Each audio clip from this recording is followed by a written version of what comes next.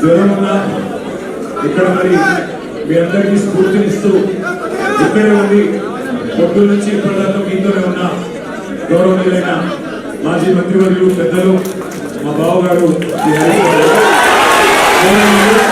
శాసన మండలిలో ప్రతిపక్ష నాయకులు పెద్దలు మాన్యులు నరసింహాచారి గారు, గౌరవనీయులైన ఎమ్మెల్యేలు, గౌరవనీయులైన ఎమ్మెల్సీలు, గౌరవ ఎంపీలు, అదేవిధంగా గౌరవనీయులైన వివిధ నియోజకవర్గాల ఇన్ఛార్జీలు, అదేవిధంగా ఈరోజు మరి చాలా చాలా ప్రాంతాల నుంచి తరలి వచ్చిన మా అన్నదమ్ములకు, మా ఆడపిల్లలకు, అందరికీ సిరిసిల్ల నుంచి కూడా వచ్చిన మా అందరికీ కూడా హృదయపూర్వకంగా నమస్కారం. మా మీడియా మిత్రులకు కూడా కొంత అసౌకర్యం కలుగుతున్నా అప్పటి నుంచి పొద్దు నుంచి చాలా ఓపికగా ఉన్నందుకు మీడియా మిత్రులకు కూడా నమస్కారం, ధన్యవాదాలు. 4 కోట్ల మంది ముందు చర్చిద్దాం, ఎవరి తప్పో ఎవరిది ఒప్పో చర్చ పెట్టు అని అసెంబ్లీలో అడిగితే పారిపోయిండు రేవంత్ రెడ్డి. ఈ ఫార్ములా ఈ కార్ రేసింగ్ మీద నేనేదో తప్పు చేసిన అంటున్నావు కదా, కేసీఆర్ ప్రభుత్వం ఏదో తప్పు చేసింది అంటున్నావు కదా, దమ్ముంటే అసెంబ్లీలో చర్చ పెట్టు అని అసెంబ్లీలో కూడా పట్టుబట్టినాం, పారిపోయింది. 4 కోట్ల మందిని ఎందుకయ్యా 4 కోట్ల మంది ముందు మాట్లాడదామంటే పారిపోయింది. పోనీ ఇట్లా కాదు, ఈ బదనాం క్యాంపెయిన్ ఇంకెన్ని రోజులు నడుపుతావు, ఈ దేశంలో ఏ రాజకీయ నాయకుడు అన్న విధంగా నేను అంటున్నా, నువ్వు ముందుకు రా, నేను తప్పు చేయలేదు, నిజాయితీకి ధైర్యం ఎక్కువ కాబట్టి అవసరమైతే లైట్ డిటెక్టర్ పరీక్ష తీసుకుంటా, నువ్వు కూడా రా. పట్టలేదు, పారిపోయాడు. అయినా మళ్ళీ పిలిచి మళ్ళా ఈరోజు పిలిస్తే మళ్ళా పోయినాం. ఎందుకంటే చట్టాన్ని గౌరవించే వ్యక్తులుగా, న్యాయస్థానాల మీద నమ్మకం ఉన్న వ్యక్తులుగా పిలిస్తే మళ్ళా పోయినాం. ఎందుకంటే చట్టాన్ని గౌరవించే వ్యక్తులుగా, న్యాయస్థానాల మీద నమ్మకం ఉన్న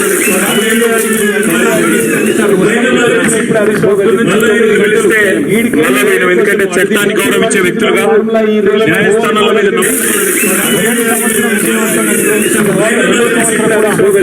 ఉండాలి అని చెప్పి ప్రభుత్వ పరంగా విధానపరమైన నిర్ణయం తీసుకున్నాము. తీసుకొని మరి కొంత డబ్బులు చెల్లించినాం.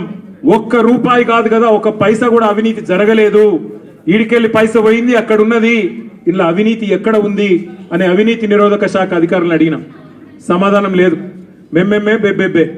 ఏంది అంటే ఫైల్ ఇటు పోయిందా, ఇటుకెళ్ళి పోయిందా, నువ్వు కుడి చేపులకి వెళ్ళి ఇచ్చినావు పైసలు, ఎడమ జేబులకి వెళ్ళి ఇచ్చినావు పైసలు అని చెప్పి పనికిమాలిన ప్రశ్నలు తప్ప, చిట్టినాయుడు రాసిచ్చి పంపిన ప్రశ్నలు తప్ప ఏమీ లేదు విషయం. అందుకే నేను మొన్న చెప్పినా మళ్ళీ చెప్తున్నా, ఇది లొట్టపీస్ కేసు, ఈయన ఒక లొట్టపీస్ ముఖ్యమంత్రి. ఏది కాదు, వీళ్ళతోని ఏం చేయరాదు. పరిపాలన చేత కాదు, ప్రజలకిచ్చిన హామీలు నెరవేర్చే దమ్ము లేదు. అందుకే దద్దమ్మ రాజకీయంతో ఇవాళ తప్పించుకునే ప్రయత్నం చేస్తా ఉన్నారు.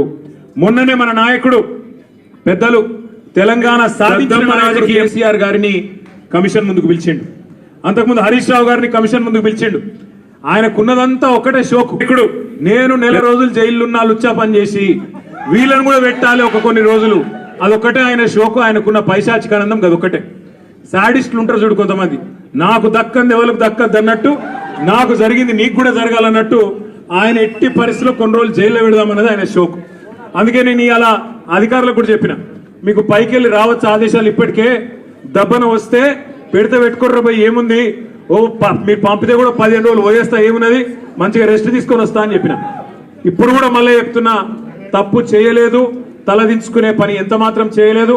తెలంగాణ ప్రతిష్టను పెంచే పని చేసినాం, తెలంగాణ ప్రతిష్టను ఆకాశం స్థాయికి తీసుకుపోయే పని చేసినాం తప్ప తప్పు చేయలేదు.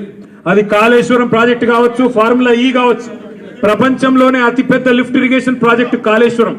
అందులో చేయని తప్పుకు ఇవాళ కేసీఆర్ గారిని, హరీష్ రావు గారిని పిలిచి వాళ్ళని అక్కడ ఇబ్బంది పెట్టే ప్రయత్నం, మన నాయకులు కార్యకర్తల ఆత్మస్థైర్యం దెబ్బతీసే ప్రయత్నం అక్కడ కమిషన్ ముందు. ఇక్కడ ఏసీబీ అని పెట్టి మరి ఇక్కడేదో జరిగిపోయిందని చెప్పి ఏ కరప్షన్ జరగని ఒక కేసులో యాంటీ కరప్షన్ బ్యూరోని ఇన్వాల్వ్ చేసి మా ఆర్ఎస్ ప్రవీణ్ అని చెప్పిండు, నా చరిత్రలో ఇంతకంటే తుపేల్ కేసును ఎప్పుడు చూడలే, 26 ఏళ్ళు ఐపీఎస్ అధికారిగా పనిచేసిన ఇంతకంటే తుపేల్ కేసు నా జీవితంలో చూడలేదని చెప్పి వారు కూడా చెప్పినారు. అంటే ఇట్లాంటి కేసులు పెట్టి ఏదో సాధిస్తాను రేవంత్ రెడ్డి గారు అనుకుంటున్నాడు. నేను రేవంత్ రెడ్డికి చెప్పేది ఒకటే, నా మీద ఇప్పటికే 14 కేసులు పెట్టినావు, ఇంకో 1400 కేసులు పెట్టుకో, అవసరమైతే జైల్లో పెట్టుకో ఏమన్నా చేసుకో, భయపడేది లేదు. తెలంగాణ కోసం ఆనాడు జైలుకు పోయినాం. ఇవాళ అవసరమైతే తెలంగాణ ప్రతిష్టను పెంచడానికి తీసుకున్న ఒక నిర్ణయం వల్ల మళ్ళీ జైలుకు పోవాల్సి వస్తే కూడా భయపడేటోడు ఎవడు లేడు. నీ ఉడత ఊపులకు ఎట్టి పరిస్థితుల్లో భయపడం. నేను మిమ్మల్ని అందరినీ కోరేది ఒకటే, ఇదేంటంటే డైలీ సీరియల్ లెక్క అయిపోయింది. ఎట్లా అంటే ఒకరోజు పిలుచుడు, కూసోబెట్టుడు, 9 గంటలు ఆడ కూసోబెట్టి ఛాయ్ తాగిపించి ఏం చెప్తాం సార్, ఇక మాకు పైకి వెళ్ళే ఆదేశాలు ఉన్నాయి, ఏం చేయాలని పాపం వాళ్ళు కూడా ఇక ఏం చేయాలో తెలియక అడిగిందే అడుగుతాను. అందుకే నేను మీకు కూడా రిక్వెస్ట్ చేసేది ఒకటే, మనం అందరం కూడా కాన్సన్ట్రేషన్ చేయాల్సింది, మనందరం కూడా పార్టీగా ఆలోచన చేయాల్సింది, దృష్టి సారించాల్సింది 2-3 పనుల మీద.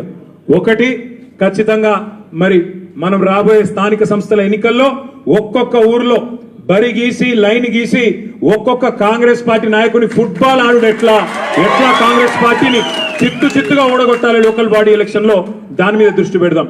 రెండవది, ఈ నెల 21వ తారీఖున కాళేశ్వరం ప్రాజెక్టు ప్రారంభించి సరిగ్గా 6 సంవత్సరాలు కాబోతా ఉన్నది. 2019 ఆనాడు జూన్ 21 నాడు మాన్యులు పెద్దలు మన తెలంగాణ తొలి ముఖ్యమంత్రి కేసీఆర్ గారు కాళేశ్వరం ప్రాజెక్టును జాతికి అంకితం చేసిన రోజు జూన్ 21. మరి ఆ రోజు కూడా సార్ను అడిగి మనం పార్టీగా ఒక నిర్ణయం తీసుకొని ఏం చేసి మళ్ళీ ఒక్కసారి కాళేశ్వరం గొప్పదనం ప్రజలకు చెప్దాం, ఆలోచన చేయాల్సిన బాధ్యత మన మీద ఉంది. రాష్ట్ర వ్యాప్తంగా కొంత కార్యక్రమం చేయాల్సిన బాధ్యత కూడా మన మీద ఉంది. ఇక మనకు నోటీసులు వచ్చుడు, మనం పోవుడు, ఇవన్నీ కూడా రొటీనే. పాత చింతకాయ పచ్చడి, దీన్ని పట్టించుకోవాల్సిన అవసరం కానీ దీని గురించి ఆందోళన పడాల్సిన అవసరం కానీ లేదు. పెడితే కిడితే 15 రోజులు జైల్లో పెడతాడు, పైశాచిక ఆనందం పొందుతాడు తప్ప వాడు పీకేది ఏమీ లేదు. లొట్టపీసు ముఖ్యమంత్రి, భయపడేటోడు ఎవడు లేడు. రేవంత్ రెడ్డి గుర్తుపెట్టుకో, నీలాగా లుచ్చా పనులు చేసి 50 లక్షల బ్యాగులతో దొరికిన దొంగలు ఎవరు మా పార్టీలో లేరు. నీలాగా లుచ్చా పనులు చేసి అడ్డదారిలో పదవులు కొనుక్కొని ముఖ్యమంత్రి అవుడు, పిసిసి ప్రెసిడెంట్ అయ్యే లుచ్చా పనులు చేసినోడు ఎవడు కూడా లేడు. మన బాగా బాధపడ్డాడట రేవంత్ రెడ్డి. నేను హౌలా అన్నా, బాధపడ్డాడట. నేను అడుగుతున్నా ఒక్కటి, తెలంగాణ ముఖ్యమంత్రి అయ్యుండి జై తెలంగాణ అనకపోతే నేనేమనాలి? మరి ఏం పేరుతో పిలవాలి? తెలంగాణ ముఖ్యమంత్రి అయ్యుండి తెలంగాణ రాష్ట్రాన్ని ప్రతిరోజు కించపరిస్తే నేనేమని పిలవాలి? తెలంగాణ ముఖ్యమంత్రి అయ్యుండి తెలంగాణ రాష్ట్రాన్ని దివాలా తీసిన రాష్ట్రం అంటే ఏమనాలి? తెలంగాణ ముఖ్యమంత్రి అయ్యుండి ఢిల్లీకి పోతే నాకు అపాయింట్మెంట్ ఇస్తలేరు, దొంగను చూసినట్టు చూస్తున్నట్టు నేనేమనాలి? తెలంగాణ ముఖ్యమంత్రి అయ్యుండి చెప్పులు ఎత్తుకపోతాడేమో అని భయపడుతున్నారు అంటే ఏమనాలి నిన్ను? అందుకే ఇక నేను ఎక్కువ అనగాని మీరు అనగాడికి అన్నారు, కానీ అది కాదు, నాకు అర్థం కాదు. ఆడవాళ్ళు 9 గంటలు వాళ్ళు కూసోబెట్టి మర్యాదలు చేసి వాళ్ళు పంపిస్తే మీరు 9 నిమిషాలని నాకు రక్తం వచ్చినట్టు చేసారు మొత్తం కాటు బిస్కెట్. అక్కడ పిసుకుడేమో కానీ ఇక్కడ పిసుకుడు ఎక్కువైపోయింది. కాబట్టి మీరు పొద్దున్న నుంచి చాలా ఓపికగా ఉన్నందుకు మీ అందరికీ గౌరవ ఎమ్మెల్యేలు, గౌరవ ఎమ్మెల్సీలు, గౌరవ ఎంపీలు అందరికీ హృదయపూర్వకంగా దండం. మీరు కూడా పేరు పేరున అందరికీ నమస్కారాలు. జై తెలంగాణ.